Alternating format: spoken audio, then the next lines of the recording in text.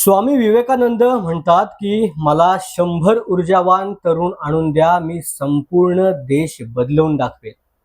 स्वामी विवेकानंद यांचे तरुणांबद्दल हे विचार होते, कारण स्वामी विवेकानंदांना माहित होतं की युवांमध्ये मोठी ताकद आहे. युवक जे ठरवतात ते करू शकतात आणि हेच आपल्याला दिल्लीमध्ये देखील पाहायला मिळालं. कॉकरोच जनता पार्टीचं दिल्लीमध्ये गेल्या काही दिवसांपासून आंदोलन चालू होतं. त्या आंदोलनाच्या झळा संपूर्ण देशभरामध्ये पसरल्या.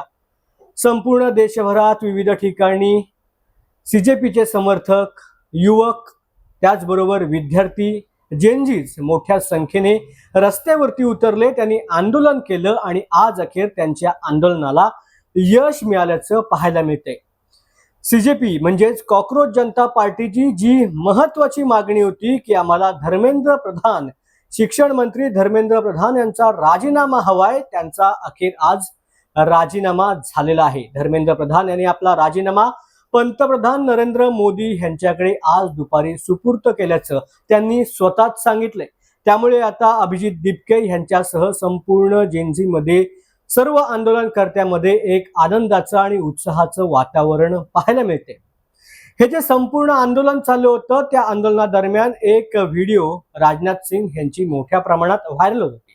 त्या व्हिडिओमध्ये राजनाथ सिंग असं म्हणत होते की मोदी सरकारच्या काळामध्ये कोणीही राजीनामा देत नाही, हे मोदी सरकार आहे. नए नए इसमें मंत्रियों के त्यागपत्र नहीं होते हैं भैया, वो यूपीए गवर्नमेंट नहीं है, एनडीए गवर्नमेंट है. नए नए इसमें मंत्रियों के त्यागपत्र नहीं होते हैं भैया, वो यूपीए गवर्नमेंट नहीं है, एनडीए गवर्नमेंट है. मात्र जेनजींसमोर, ह्या झुरळांसमोर मोदी सरकार झुकल्याचं पाहायला मिळतंय. ज्या तरुणांना झुरळ म्हणून हिणवण्यात आलं होतं, झुरळ म्हणून डिवचण्यात आलं होतं, त्याच झुरळांनी, त्या जेनजींनी जे आक्रमक रूप धारण केलं, आंदोलन केलं, त्यामुळे इतिहासात पहिल्यांदा मोदी सरकारच्या कार्यकाळामध्ये मोदी सरकारच्या मंत्र्याला राजीनामा द्यावा लागलाय. क्या कहते थे ये? क्या कहते थे? इस सरकार में इस्तीफे नहीं होते.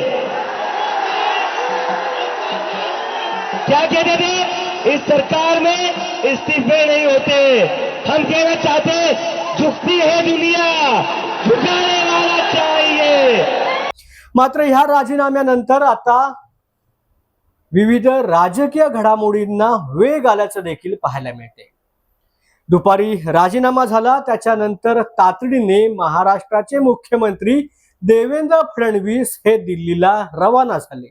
त्याच्यानंतर अमित शहा आणि नरेंद्र मोदी यांच्यामध्ये मोदींच्या निवासस्थानी बैठक देखील संपन्न झाली. ही बैठक संपन्न झाल्यानंतर अमित शहा आणि जे.पी. नड्डा यांच्यामध्ये बैठक सुरू झाली. संध्याकाळच्या सुमारास देवेंद्र फडणवीस हे दिल्लीला पोहोचणार आणि त्याच्यानंतर पुन्हा एकदा देवेंद्र फडणवीस आणि अमित शहा यांच्यामध्ये देखील बैठक होणार आहे.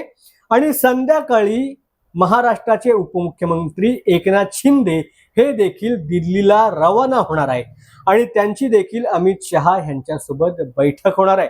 म्हणजे एक राजीनाम्यानंतर दिवसभरामध्ये एवढा बैठकींचा सिलसिला, एवढ्या बैठकींची आता राळ सुरू झालेली आहे की देशाच्या राजकारणात नक्की आता काय घडणार याकडे सर्वांचं लक्ष लागून राहिलंय. मात्र आज ज्या महाराष्ट्रामधून आणि दिल्लीमधून राजकीय घडामोडींना वेग आलेला आहे, त्या घडामोडी ज्या आहेत, ज्यामध्ये स्वतः फडणवीस आणि शिंदे दिल्लीकडे रवाना झालेत, ह्यामुळे आता मंत्रिमंडळामध्ये, केंद्रीय मंत्रिमंडळामध्ये काय बदल घडणार का ह्याकडे देखील सर्वांचं लक्ष लागलंय.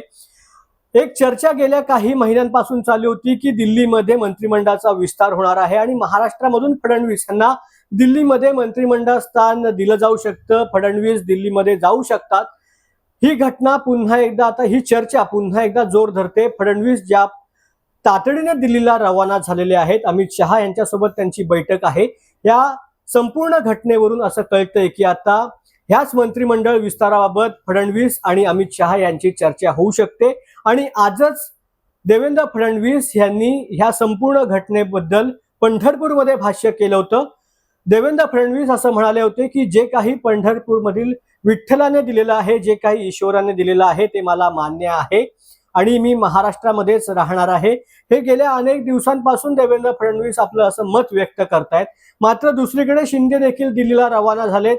त्यामुळे असं देखील म्हटलं जातंय की शिंदेची खासदारांची जी संख्या वाढलेली आहे, शिंदेकडे जे पाठबळ वाढलेलं आहे, जे संख्याबळ वाढलेली आहे, त्यामुळे शिंदे देखील आता अमित शहांकडे ह्या मंत्रिमंडळ विस्ताराबाबत किंवा रिक्त झालेल्या मंत्रिपदाबाबत काही मागणी करू शकतात. मंत्रिमंडळ फेरबदलाबाबत काही मागणी, मंत्रिपदासाठी काही मागणी शिंदे देखील करू शकतात. मात्र ह्या राजकीय घडामोडी जेव्हा घडतील आणि एक अधिकृत माहिती जेव्हा आपल्या समोर येईल, त्याच वेळेला संपूर्ण चित्र आपल्याला स्पष्ट होईल. तुर्तास धन्यवाद.